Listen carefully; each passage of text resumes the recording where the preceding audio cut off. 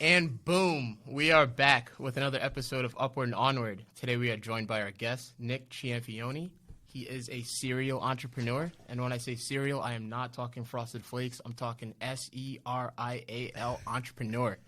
Nick, thanks for joining us. I'm so happy to have you here. I'm glad to be here. Yeah, and I just took that intro like 4 times, and Nick saw each of them, so... Yeah, just so you know. It's been a blast so far. It's been a blast so far. No pun intended. I said blast a couple of times, and we cut it out, but... Finally, we got this thing kicked off. It's awesome to see you, and thanks for joining us. Yeah. Seems like you've had a busy week.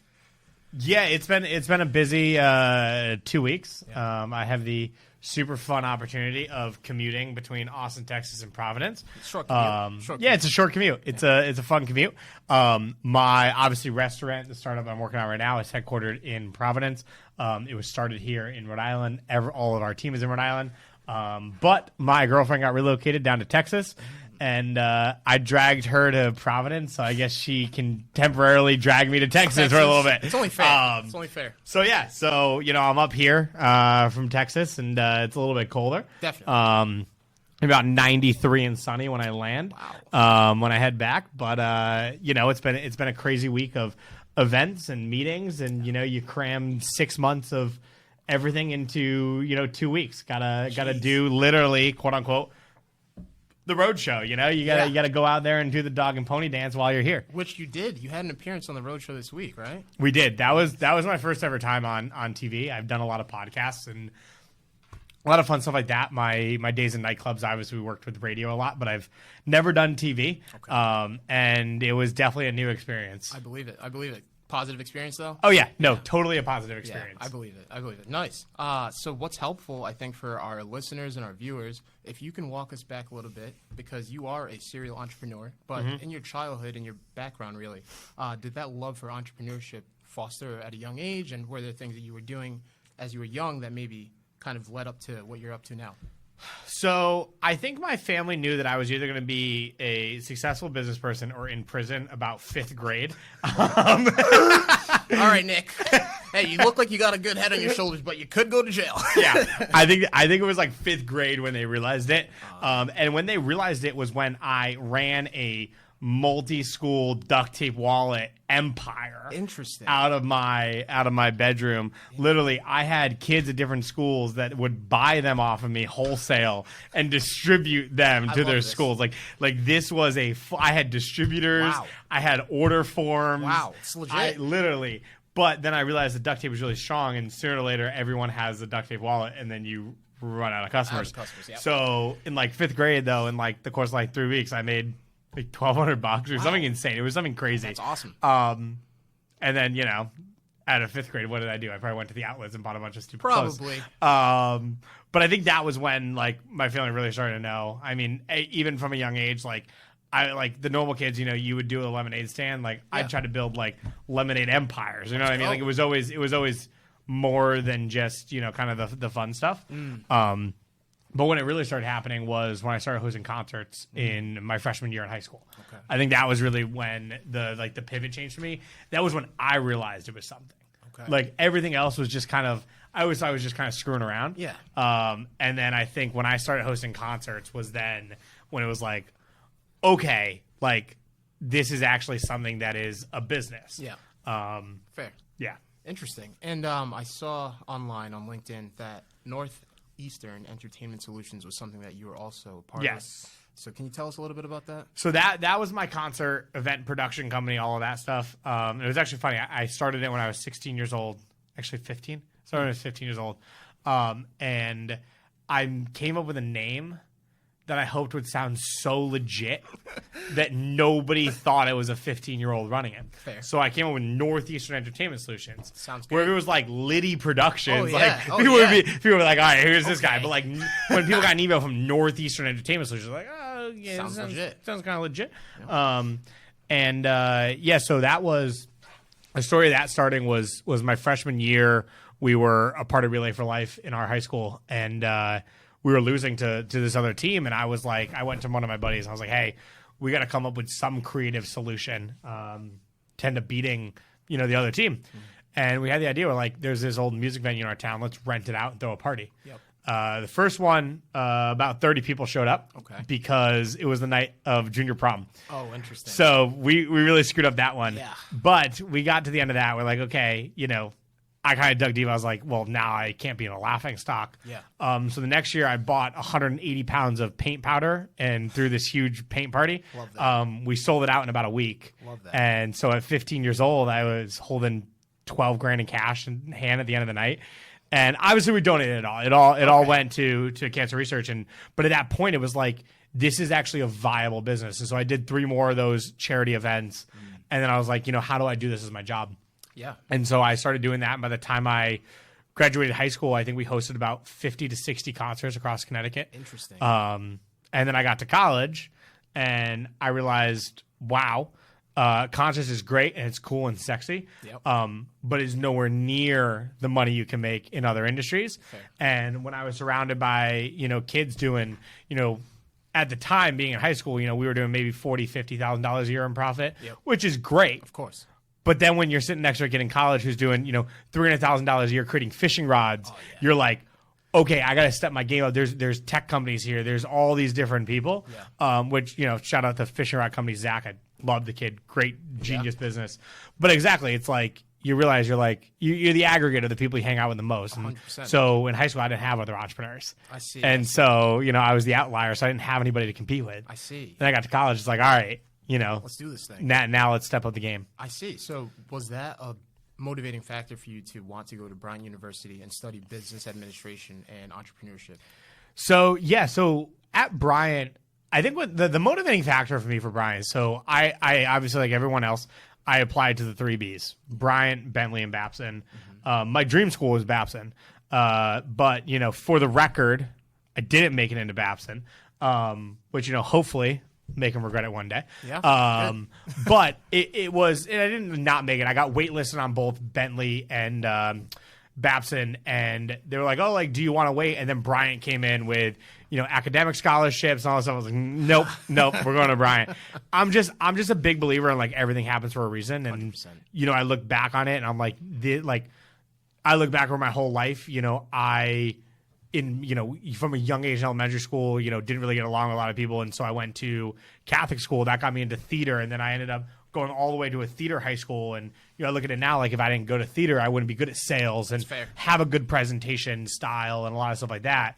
Same thing at Bryant. If I didn't go to Bryant and I wanted to chase my dream school, I actually wouldn't be living my dreams right now because all of my investors, all of my companies, all of that stuff came from Bryant. Nice. And I probably could have I wouldn't have not gotten those, to probably the same place at Babson or other colleges. Yeah. But I wouldn't have met the investors and I wouldn't have met the people that got me there. Definitely. Definitely. So, yeah. So while you were at Bryant, were there any specific courses or even experiences that you had, maybe professors that you met, investors, that really have stuck with you throughout your career and have been really inspirational to you?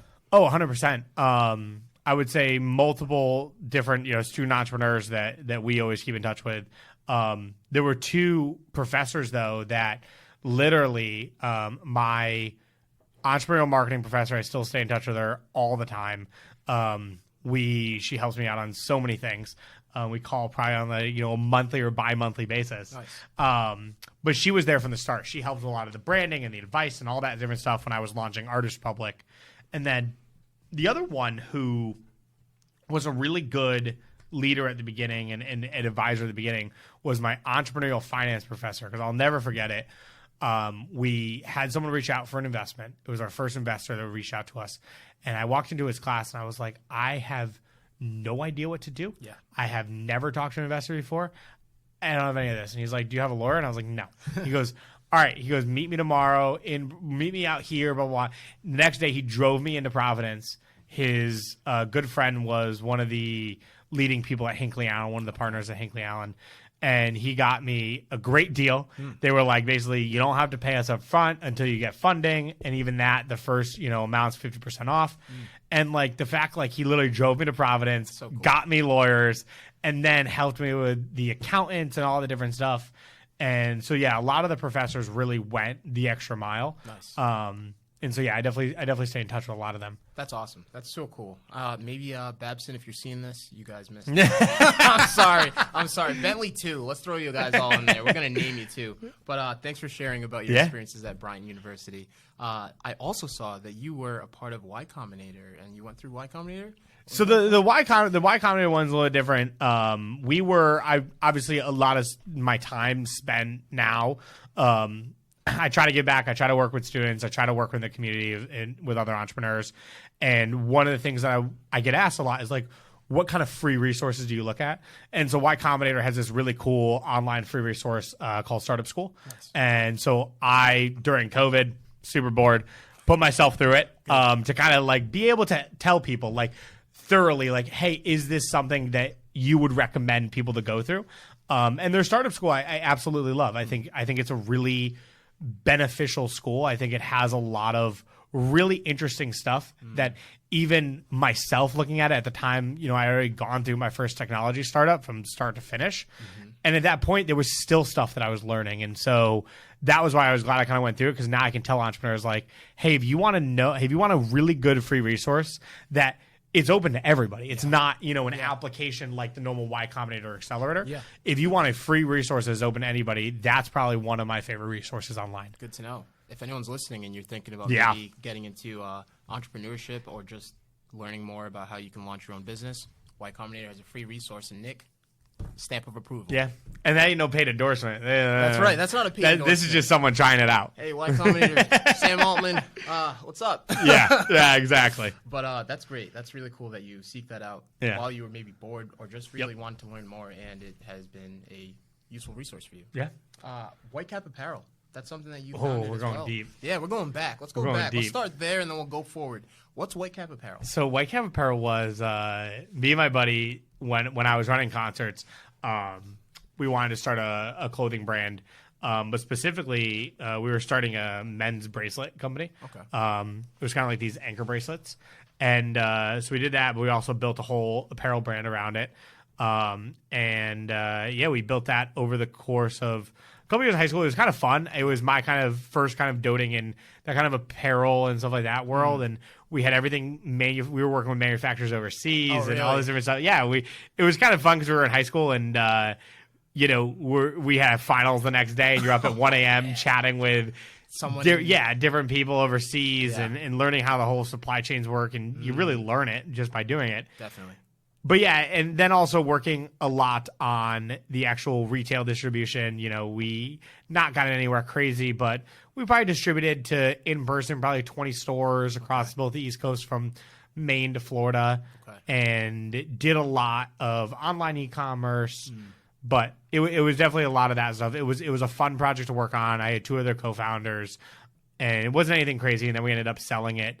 Our first year in college, we ended up just selling it because we were just running it. And some kids reached out to us about advice about launching their own apparel brand. And we're like, do you want to just buy ours? This one? Yeah. And so, it was beer money, it was cash, and we moved on. That's all you needed at the point, right? Yeah, exactly. Exactly. Hey, if you're going to give me beer money. No one's going to complain about beer money. No, that's fair. No. Oh, that's funny. Do you still have any Whitecap apparel anywhere in your closet? I'm curious. Oh, I definitely do somewhere. Yeah. Yeah. Do you wear it? No. I haven't. Why? Are the designs not up to snuff? Like, do you? Oh, the designs are not up to snuff. Okay, all right. Not up to snuff. You know what? Whitecap Apparel. I hope you guys are doing well, but we're no longer wearing your brand. Yeah, I don't even think they have it anymore. I don't know what they did with it. Yeah. But the designs were cool. There was a couple of designs that were cool, but we were high schoolers trying to design apparel companies. It wasn't definitely better than mediocre. Okay, but. At least you're honest. Yeah, I appreciate that. It was good. I would have wore. I mean, I had family and friends that definitely wore. I think my mom still wears it. Mom, of course she will. Obviously, my mom still wears it. Which is good. It's probably one of her favorite shirts. She still wears. But I do have a bunch of the bracelets laying around. Okay. I did keep a lot of those. Nice. That's what's up. So from there, I'm going to jump a little bit forward. Artist Republik. So you were the founder of Artist Republik. Yep. How did this begin? And what was your experience with Artist Republik? So the way Artist Republik began was the short, long story. When I got to college, realized Northeast Entertainment Solutions was not the most profitable thing. And so I wanted to figure out what I wanted to do next. at that point, when I wasn't hosting concerts anymore, I wasn't competitive to people. And so a lot of the nightclub promoters reached out to me to run their marketing. Okay. And so at that point, I started a whole Instagram marketing agency because this was at the heyday of really pre-Instagram bots. They at this point in time, the Instagram was Wild West. Yeah. And the whole targeted follow for follow method was massive. And so we had a whole method around that. Nice. And so I built that over the course of a year. We ended up getting shut down by Instagram before I really got to grow it. Yeah. But that was what led to Artist Republic, because what we were actually doing was we were trying to create a trackable link that you could put in someone's bio that tracks what Instagram account clicked that link. I see. Not how many link clicks you got, because we already have that. Okay. But imagine if you could know what accounts were clicking the link in your bio. Like a UTM code. Yes. Okay. So that we were basically trying to make a UTM code for Instagram. Okay. The problem was, what we realized is that you could only track it through the web interface. You couldn't track it through the app. Okay. And so at that point, we realized that it wasn't going to work. But by the time we realized that it wasn't going to work, we were already building internal tools that artists could use as they set up their link. Like, what else could they do? Fair. And that was when I realized that the link wasn't the solution, but the portal that had all these tools was the solution. And so that was when we started building, because at that point I had helped artists by hosting concerts. Okay. Now I had helped artists by doing their marketing, and they kept asking for more. And so I realized at that point, like, they didn't need just shows or just marketing. They needed one website that could just do it all for them, the same way they'd hire a manager without giving away pieces of their career. Which makes sense. Yeah, I know. I think about that sometimes, because you hear about even like sports players and their massive contracts, but of course they have their agent who they have to pay. They have the tax that they have to pay, and all these other hands that they have to feed first before themselves. So even for artists, having a segue that they can go to and have a portal that they can bypass having to pay out other people. Exactly. Super useful. Why music? Why music? You seem like you're drawn to music with hosting concerts, Artist Republic. Why music? I've always been a music guy. I listen to so much music. I don't have a specific genre. It changes by the day. It changes by the hour. Yep. And I don't know. I've always been drawn to it ever since a young age. I, was a part of band. I was a part of theater. I was a part of, obviously, hosting nightclub and concerts. I was a DJ for a little bit. Nice. And then now, even working in the restaurant space, it's not much different than I'm working with bars and I'm working with breweries and I'm working with, restaurants, and it's not much different than the area that I've always been in. That's fair.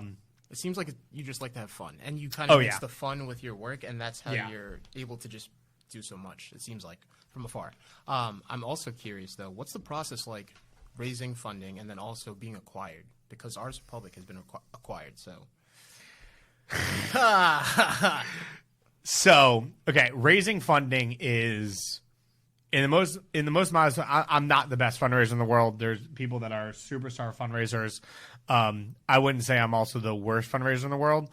I enjoy the first couple rounds of fundraising.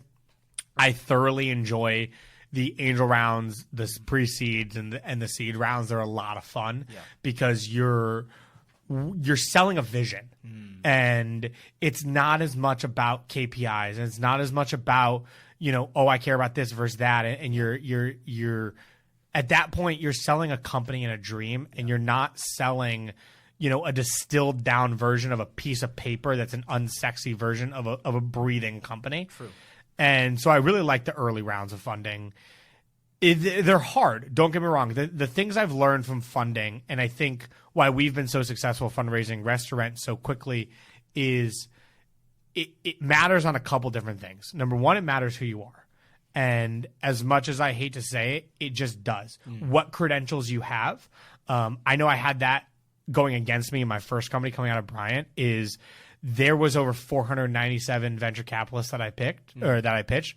496 of them went to Ivy League schools. Oh, interesting. And so, there is some bias there, and there's a lot of different biases in so many different areas. Yeah. There's biases in, we know that there's biases in funding based on gender. We know that there's biases based on race. We know there's biases based on school. Yep. We know there's biases based on industries. And so when you go out there, you need to first basis yourself of what biases, and how do I overcome them? Yeah. And so that's number one. We had a massive bias with Republik that we were a music company. There's only 4 music venture capital funds, and all of them have their money deployed. Of course. Yeah. And so at that point, you have to go pitch a VC fund that is investing in cancer technology and convince them to invest in a music company. And so that's where it goes into number 2. You can have the best idea in the world, but if investors aren't funding it, it's not there. Fair. And so there can be so many implicit biases. Like, yeah, it goes so deep. You can have a positive on one, you can have a negative on another. And it's just, it all can balance out. Well, not balance out, but like it all, you could think you have the perfect startup. But still. Like you could literally go to an Ivy League, you could be the perfect person, really set yourself up. Yeah. But then, they're not investing in NFTs anymore. So it's like, Legit. okay, you got an NFT company Gone. 1 year too late. We in the music industry, we were 4 years too late. And it's just tough. And we were spoiled in the sense that we literally had some of the best investors in the world making introductions for us. And still people were like, I'm not interested in music technology. Wow. So that's kind of the thing I would say about fundraising is there's implicit biases and who's going to invest. I mean, there's so much capital in the world, but you just have to start splitting it up. There may be $1 billion in venture capital, but say 20% of that right now is only going to AI. Yeah. If you're not doing AI, 20% of that's out the ball game. True. And then there's so many different things. That's true. That's number one. Number 2 is I would say the ease of understanding. And so what that basically means is there's so many companies that are great, but if you can't distill it down into a one sentence pitch that makes people understand it, it's going to be hard. Yeah. Republik was doing so much that we like to say we were a record label online, but still it gives you an understanding, but it's still tough. Yeah. With Restaurant, we say we're the open table for private events. And people are like, okay, I get that enough to understand exactly what you do. Yeah. And that's a big piece of fundraising is being able to have a broad range of everybody understanding. And I think we've been lucky with Restaurant with that. And then the third piece that also goes back into the implicit biases, but being a multi-time founder. Yeah, true. I heard that a lot in my first company was we only invest in second-time founders. Interesting. And it used to get me upset because it's like, how do I become a second-time founder if I haven't become a first-time founder? Yeah. And so, but now being a second-time founder, you realize it's easier. But there's reasons for that because now I've raised the money. Yeah. I've hired the people. I've lost money. I've won money. Yep. We've sold money. I've seen it all. So I know what's stupid. I know what's not. True.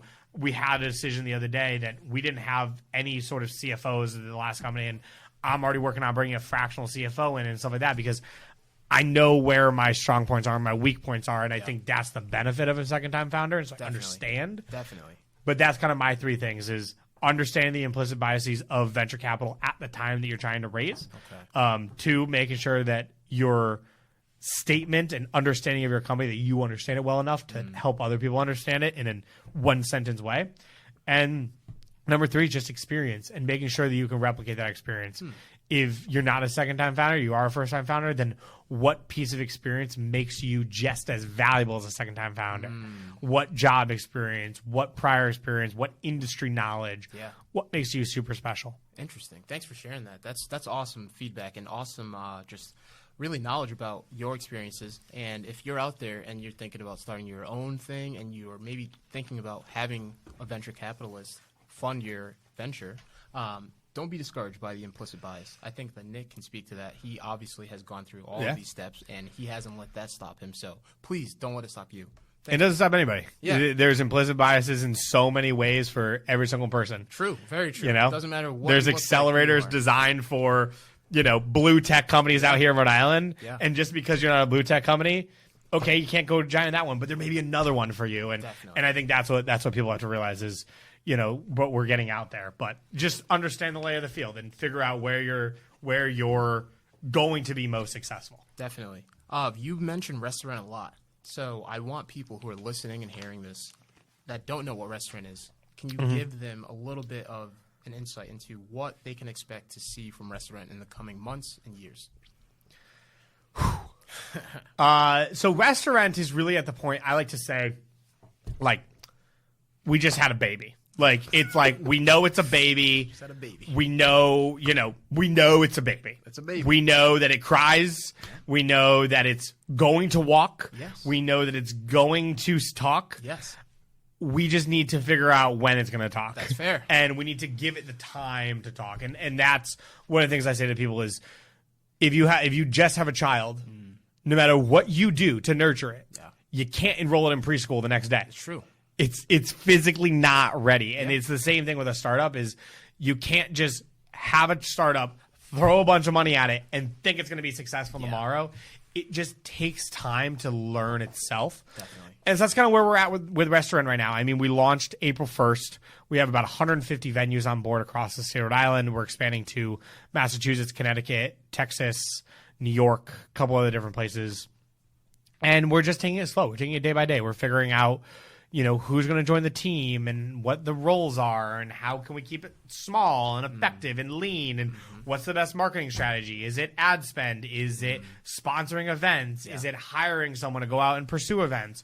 Where are the best ways to spend money? How do we sell venues?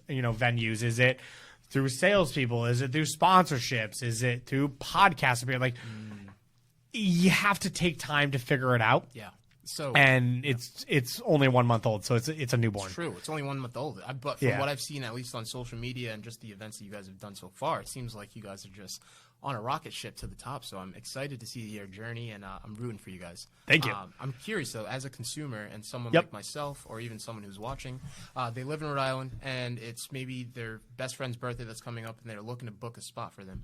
Is Restaurant a solution for them to find a place that they can host an event after hours at a establishment?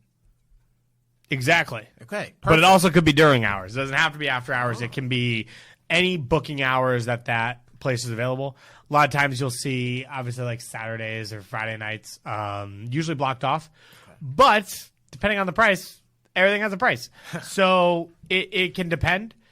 But that's what we say Restaurant is. Restaurant is the open table for private events. So if somebody comes to our platform, they say, hey, I'm looking for a private event space on this date for this many people, for this vibe, with this food, with these dietary restrictions, all this different stuff. Show me what's available. Okay. And we're actually going to plug in. It takes a little bit of time. We have a lot of stuff still working on, but we have calendar integration, so we should have up-to-date availability and all the different stuff, so we can actually show you not just what's in the area, but what's actually available on your date. Because there's a lot of restaurants, like a lot of the ones in Newport, they're booked out for the rest of the summer already. Yeah. So you can't even think about doing it, and they don't want to be taking your calls because they're already booked on your date. Booked. So they don't want to take your call. So having that availability publicly is another piece that is key with us. That's awesome. I love that transparency and how you guys are providing that for the everyday person. I think a lot of people, they get close to when the actual day is of their significant other or their friend's birthday or just a special event, and they start calling around to all these restaurants, but it's way too late. So if they can get on Restaurant and see that something's available. Yeah. Solution. And who knows? Maybe you'll grab a cancellation date and, get lucky. True. So I've seen that you have made some lists, some 25 under 25, 40 under 40. Can you tell us, does your mom have that hung up on the fridge? Like, is there somewhere that it's like in a little shrine that, yay, Nick, I'm so proud of you. You made the list. I don't think she has it hung up on the fridge. Okay. My grandparents definitely have some plaques around. Okay. The big one that my family has, which I have too, is in my office, is the Forbes one. Ooh. I think that one was really cool.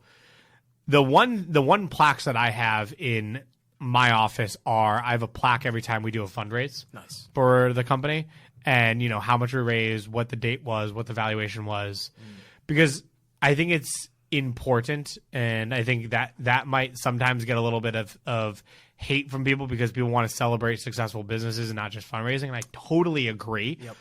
But there is something to celebrate that accomplishment. It is a big accomplishment, and I think people assume that you should only celebrate successful businesses and not celebrate the journey. Definitely. And I believe in celebrating the journey because at the end of the day, every company, whether it fails or not, is never truly a failure. Fair. And so I do like those milestones. I have a plaque for the acquisition. I have a plaque for each fundraise. And it's something that I think is nice, because I think a lot of entrepreneurs don't take that time to like recognize themselves. Definitely. Like, hey, you did a really good job here. Yeah. And yeah. That's what's up. I like that. That's important, too, because it's definitely easy to just get caught up in thinking about the next thing that you have to do, or maybe waiting for a big milestone to acknowledge it. But I like that, acknowledging maybe the smaller milestones. Yeah. But good for you. I'm really they're all every milestone's a stepping stone to the next milestone. Definitely, man. Good for you. I'm happy for you, and I'm proud of you, too. So outside of work, what do you like to do? Do you like to travel? I know you're traveling. I am traveling a lot. You're traveling. But do you like to go out to new places in Rhode Island, try places to eat? Do you like to go dancing? I asked the last person I had on, do you like to go dancing? And they laughed as well. Yeah. So I guess maybe dancing is a funny subject. But dancing is not me. It's not you? Well, I did go to school for musical theater, so I was trained in dance. Oh, fun fact. Okay. But I think that side of me is a little squeaky. Okay, all right. A little squeaky. Need some work? Yeah, I need some work. I could use some work too. Yeah. You can teach me something after this. We can. I need some work. But the biggest thing I always say is, like, I always joke that I'm 50% beach bum, 50% entrepreneur. Yeah. That's me. My family grew up on the water. I've always been addicted to the water. Yeah. It's just my spot. Yeah. And I think that plays a lot into my entrepreneurship, because growing up on a boat, you have to be very adaptable. For sure. There's so many times we're on the boat and storms will come and you're like, well, I'm using this towel as a tarp. Oh, my God. And, there's so many things. So you're like, we can't get go to the hardware store. And so what are you doing for this? And, there's just so many things. So usually you can find me either traveling or at a beach, or traveling to a beach. I like that. Yeah. Nice.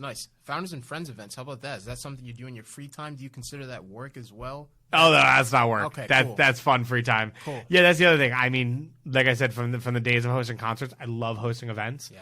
The Founders and Friends events that we host, I think only takes me a couple hours to kind of pull everything together for each event. Nice.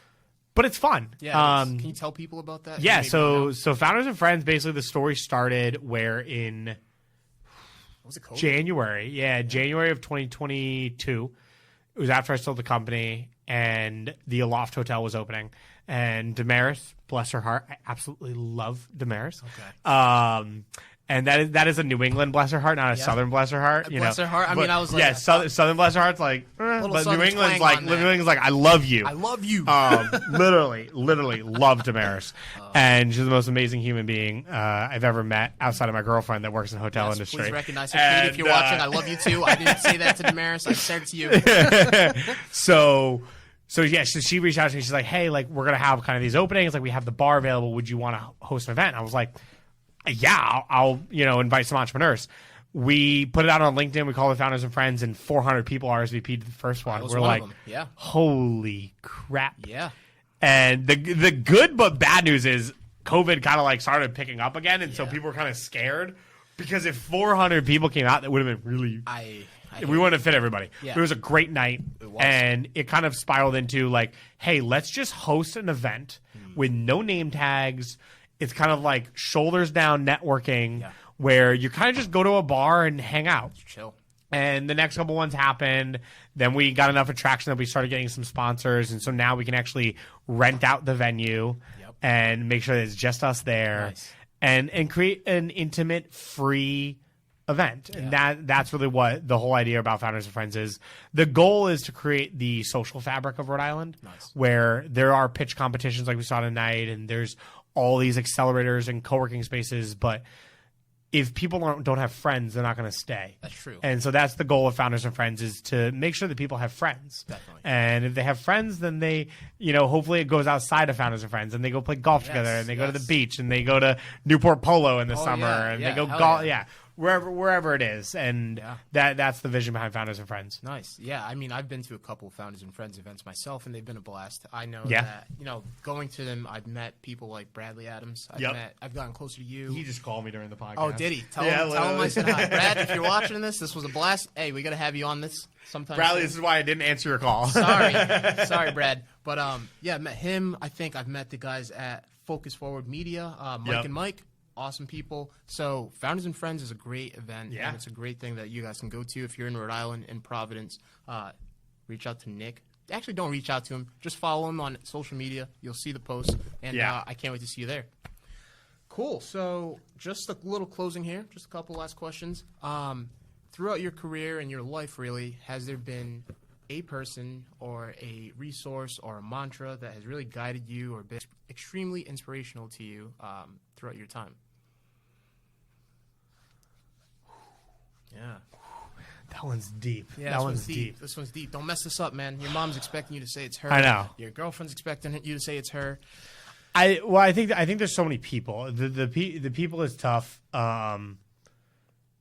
It's tough. I mean, I think the biggest thing is like obviously like a lot of people know my story. You know, I lost my dad at a young age, and that obviously I think is the big thing that pushes me forward of like how to create the same life that I had for my, potentially future kids of, making sure that they had that. And I was very lucky that he was like the OG work remote kind of guy where like he'd be on a conference call while he's driving the boat out to Block Island for the weekend. That's and so cool. His buddies would literally, be like, oh, and in a minute we're going to bring Rick on. So he would have time to slow down the boat, turn on the engines funny. And like, so, being able to do my life the same way that he was able to, where, at the end of the day, it's not all about work and, there's about that other world. And so I guess the big thing, a lot of people know about me that like my favorite artist in the world is G-Eazy. Really? I think a lot of collision things, it's actually kind of ironic that every time I start a new company, a new album comes out from him. And his album, that's my favorite album, is called These Things Happen, came out actually the day my dad passed. Oh, wow. And so there's a lot of like alignments that are kind of like when I like that's kind of my album. This was like that's the thing. And there's one song on it that is kind of my saying in life, which is opportunity cost. Opportunity cost gets me through everything. Love it. Is, I'm here instead of there, and I'm there instead of here, and living life with an opportunity cost of, every minute that I'm up here, I'm not with my girlfriend, and every minute I'm with my girlfriend, I'm not doing work, and every minute I'm not doing work, I'm not doing this. And so making sure that you have that balanced life so that you don't regret any of those opportunity costs. Definitely. Damn, that hit me. That hits. Right here. That hits. That hits. Thank you, man. Oh, man. I appreciate that. And I'm going to have to listen to Opportunity Cost right after this because... Oh, it's a great song. I want to ride home in my car and just really get into my feels. feelings. Oh, you'll get into your feels. There's a great... The ending is like a recording from his mom, like a live... Oh, you get into your feels. All right. I like that. I like that. If you guys see me crying on the way home driving down 295 today, just keep moving. You know why. Just keep moving. You know why. Nice. Last question. What advice would you give to somebody who's watching this podcast or listening and says, wow, Nick is such a cool guy. I am so proud of him. I want to be exactly like Nick, and I want to be an entrepreneur. I want to be a serial entrepreneur at that, and I want to kick some ass. What advice would you give that person? So I think the biggest advice that I give people is know your strengths, know your weaknesses, and do it now. I know my strengths. I know my weaknesses. I'm a serial entrepreneur guy. I'm not a kind of take it to 4-year, 5-year kind of run a company. Yeah. And my investors know it. Yeah. I've had conversations with my investors of like, hey, you're going to bring it to this level. And then at that level, we're either going to sell or we're going to bring in someone else to run it. Like that's the reality. Like we know what my strengths are, but I'm really good at getting a startup to its first 5 to 10 million. Yeah. That's my strong suit. Yeah. But I'm not good at getting it to 50 million or $1 billion. You got to be a little crazy. Yeah. It's a different mindset. And so know your strengths and know your weaknesses and, capitalize on those. Yeah. The second thing is do it now. Do it now. I tell college kids all the time that if you're in college and you're waiting to start a company, there is no point in time in your life where you will not have rent and you will not have food costs. Literally, your entire life could fail. Yeah. And you could take out a student loan. Yeah. And I do it. I had student loans. Yeah. Nobody paid for my student loan. I got $89,000 in student loans for a degree that I don't have. I dropped out my junior year. That's a total of fun. Maybe next podcast. Yeah, next one we'll talk more about that one. But, I tell people, literally, I could have lost all my money, and I would have had a place to sleep, and I would have had food to eat every day. True. And even, if you don't have somewhere to go between, the times of college, well, if you lose all your money, you got a couple months. True. You got a couple weeks. You don't have rent's not due tomorrow. That's very true. And when you graduate college or you go into real life, like rent's due tomorrow. Oh yeah. And enjoy as much time if you have the privilege of living at parents' house and stuff like that. Enjoy that time and do it now. Definitely.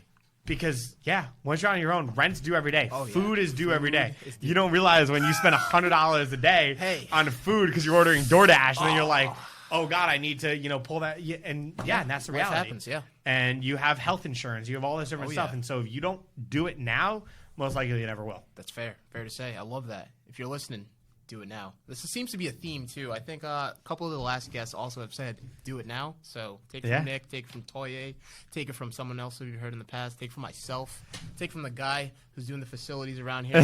So a little nod here. But Nick, this was a blast. And I'm so happy that you got to sit in the seat and I was across from you. Me too. This is great. And I hope to have you back if you're willing. But we'll hop back. Yeah, we'll do it again. We'll do an update. We'll do an update, exactly. Yeah. Soon you guys will hear about what Nick's up to. But in the meantime, peace out.